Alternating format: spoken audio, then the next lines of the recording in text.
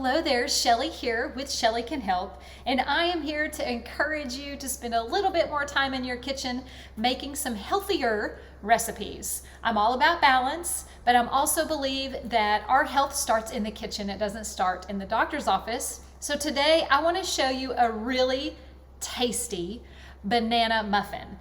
Not all muffins have to have gluten. Not all muffins have to be loaded with refined white sugar. So I am here today to show you a lightened up version of a banana muffin. And these are great for breakfast, snacks.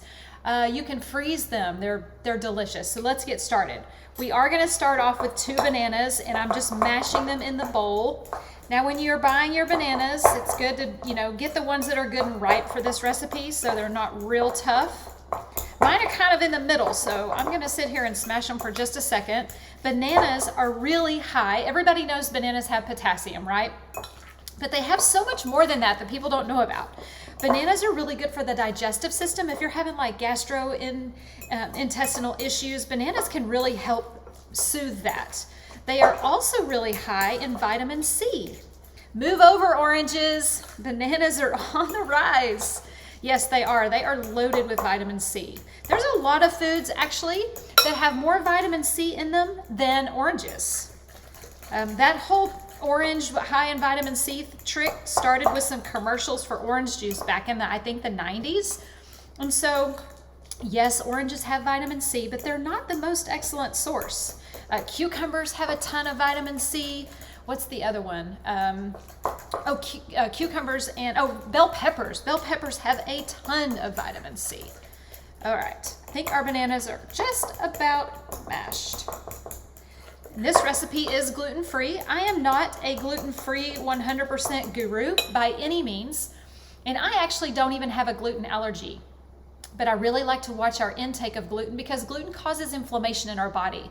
And I say it before, and I'm gonna say it again, chronic inflammation is the root of most disease. So if we can keep chronic inflammation down in our body as much as we can, our susceptibility to getting disease is a lot less. So everything starts with the foods we eat. So if we can eat an anti-inflammatory diet, that's gonna really help our body stay well for us, fight for us. All right, the bananas are done. Next up, we are gonna add half a cup of non-dairy milk. Use any one that you want. My personal favorite is cashew milk. It seems to be a little thicker than like your almond milks, but by all means, use whatever you have in the fridge. The reason that I'm not using dairy in my recipes is dairy is very inflammatory as well. Dairy is made to feed a baby cow into a 1-ton animal. So humans are not meant to digest dairy or ingest dairy every single day. So I am not going to use dairy in this recipe. We are going to use cashew milk. The next thing we're gonna do is 2 cups of almond flour. That's what helps this stay gluten-free. This is just basically ground up almonds. So you're getting benefits from it. Almonds have protein and they have vitamins and minerals. And so whenever you can use a non-white flour, try to do that because they've got health benefits and they're not inflammatory. Next up, we're gonna add 3 eggs. When you're buying your eggs, it really is important to know the source of your eggs. We want to try not to buy the cheap eggs that don't have any labels on them because those eggs are raised in a factory and those chickens never get to see sunlight. Those chickens are fed a horrible diet with growth hormones and antibiotics and all of that junk. So whenever you can, get a really good source of egg, and cage-free is good, but free range is the best. Free range means those chickens ran in a field and ate the grubs and ate the worms and got that sunlight and has a really good source of vitamin D. So we want to try to keep that in our diet as much as possible. And then the second to last ingredient is baking powder. And then we're also going to add, if you are used to eating Little Debbie snacks or pre-packaged, honey buns and stuff like that, you may want to add a little bit of maple syrup to this just to give it a little added sweetness other than the bananas. But if you are watching all of your sugar intake and your sugar levels and stuff, you can keep the maple syrup out. When you're buying your maple syrup, make sure it's 100% pure maple syrup and it doesn't have added junk in it. So how do you know that? You flip that bottle over and you read the ingredient list, and the only thing that should be in there is maple syrup. Okie dokie. We're gonna give this a good stir. Break up those egg yolks. These are great. I put a couple of these in my husband's lunch a couple days a week, and they're a great mid-afternoon snack. But by all means, eat them with your coffee, have them with breakfast. And the mini muffins are great because you can just have one or two, and that's totally fine.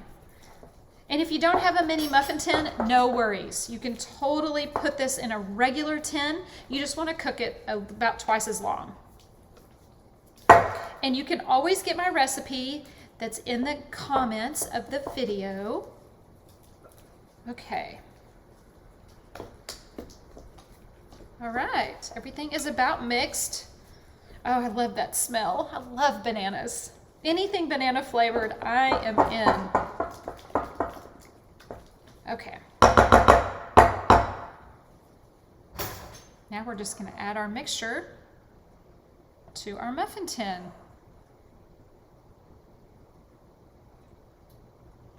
While I put this in the, whenever you're cooking in with a silicone mat, make sure that you put it on top of a baking sheet because it needs the heat from the bottom of that mat to disperse the heat evenly and cook those muffins all the way through.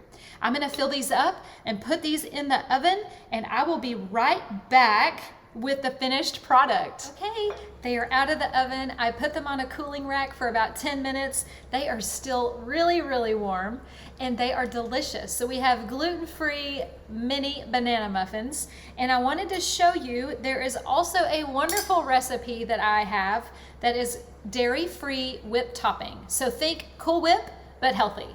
And I'm just gonna take a little bit of that because this Cool Whip, this dairy-free topping only has 3 ingredients. Super healthy, and you can go like that and have a beautiful muffin with some guilt-free whipped topping.